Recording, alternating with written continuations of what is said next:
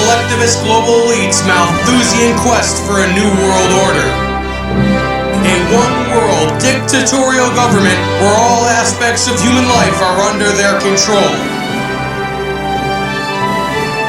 Truth Talk News, where truth the controlled mainstream media ignores, is the top story. As people who are awake are aware, and those who are not pay close attention, that the media is extremely biased, very much so on certain issues like gun control and abortion. I mean, really blatant.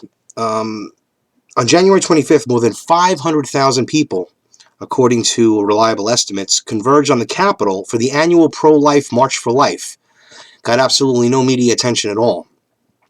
And there's a reason for it.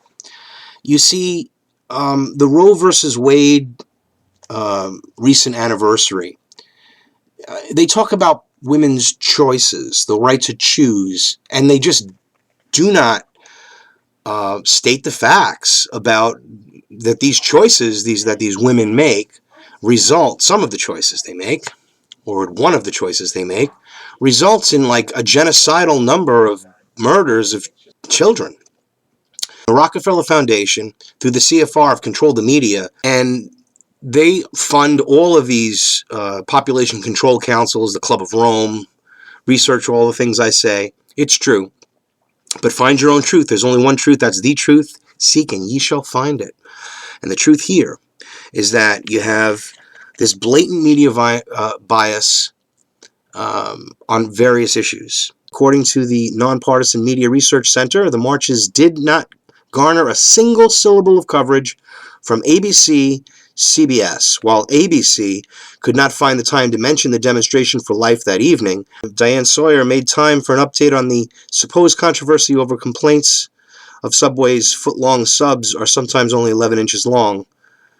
I mean, this is what they talk about when it comes to abortion, gun control, this leftist socialist mentality, and again, the eugenics angle. It keeps the population down. Abortion's beautiful, and most of the folks, unfortunately, that get abortions are in the African American and Latino community. They love that even more. Margaret Sanger, co-founder of Planned Parenthood, funded by the Rockefeller Foundation, was a eugenicist Nazi. Hated blacks, wanted to do something about the population. Notice in your communities, where do they put these Planned Parenthoods? Usually in lower income minority areas. They're not in, you're not going to go down Madison Avenue in New York City and see a Planned Parenthood. But you might see it in Harlem, That's the way it is, or Spanish Harlem. This is the way it works. And it's nationwide. That's why it's interesting. And please look into this and say, oh my God, I never noticed that. Well, the reason I'm doing this is because I have noticed it. And we all must join together in this fight for humanity to bring us back to a really, truly proper world. I don't want to say godlike because some people don't believe in God. But the truth is that our rights have been given to us by our Creator, by the higher power, the infinite source of energy that controls the world, that makes the flowers grow and the children grow, that spark what we call the energy of life. There was a recent gun control rally in Hartford, Connecticut that was widely covered by the mainstream controlled media, to the point with officials and the governor and all of these people saying we have to do something about the gun control, and it was really driven home. In retrospect, it was a gun rights rally that was underattended, undercovered, and exactly used in the propaganda, saying, see, there was only 1,500 people at the pro-gun rally, but there are 5,500 people at the anti-gun rally. We are here to be the new, not-so-quiet majority, because that's who we are.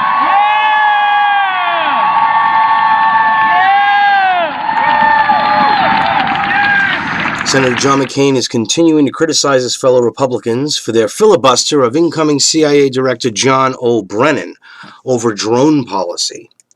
In an interview with the Huffington Post, the leftist organization magazine there, McCain referred to Senator Rand Paul, Senator Ted Cruz, and Rep. Justin Amash as wackos. They call them wackos. Now, this is the same Senator McCain who is in the absolute pocket of the military-industrial complex, has always backs war, always backs we must bring freedom and liberty to these nations. So he is he was one of the kingpin globalists that we deal with here on a regular basis, ladies and gentlemen. So this is just ironic. Let's see what else is happening on Drudge today. The Center for Disease Control warned state and local officials Thursday about the potential infection from a deadly virus previously unseen in humans. That's even more suspicious with all the bioweapon warfare that has been conducted by the CIA clandestinely since the 1950s, after getting most of these Nazi scientists through Project Paperclip, bringing them into our government. The virus is a coronavirus, part of the same family of viruses as the common cold and the deadly outbreak of severe acute respiratory syndrome, that's SARS, that first emerged in Asia in 2003. The new virus is not the same as SARS, but again, it's worried. It's got the people worried, or the CDC is trying to make the people worried about it.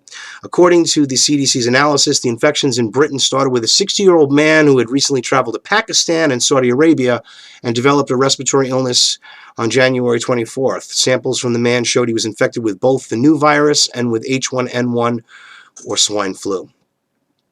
This man subsequently passed the infection to 2 members of his household who became ill and subsequently died.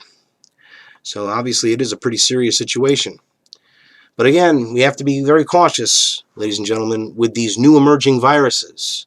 Read a book written by my good friend, Dr. Leonard Horowitz, entitled Emerging Viruses, AIDS and Ebola.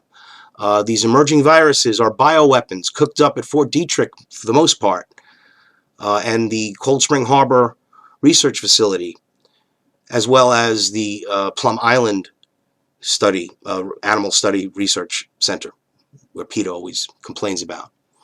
In 2011, the Daily Caller examined the state's Agriculture Department report, which found that PETA placed just 24 animals in 2011 while putting down 1,911. Can't make this stuff up, ladies and gentlemen.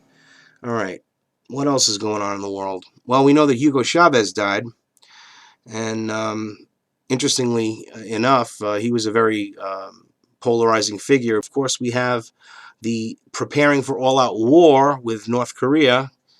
These psychopaths saying that they're going to start using, or they claim that they're going to make some sort of a nuclear attack a preemptive attack against the Americans. Well, I don't know what that is or where that's coming from or what.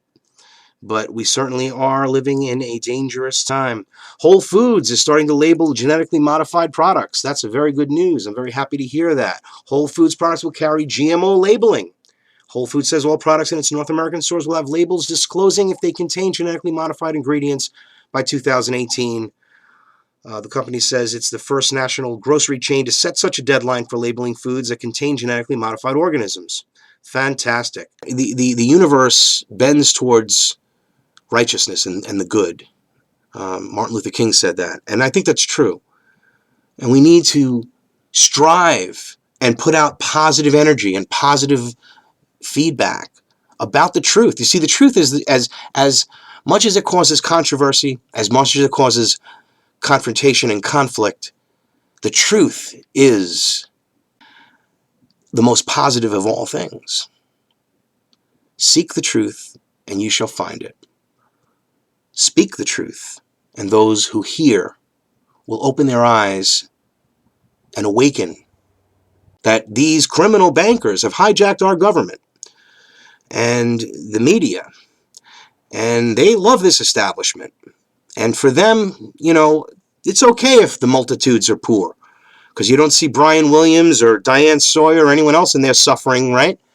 But they'll talk about the sufferings of the people in the world as it gets worse. So we must make it better.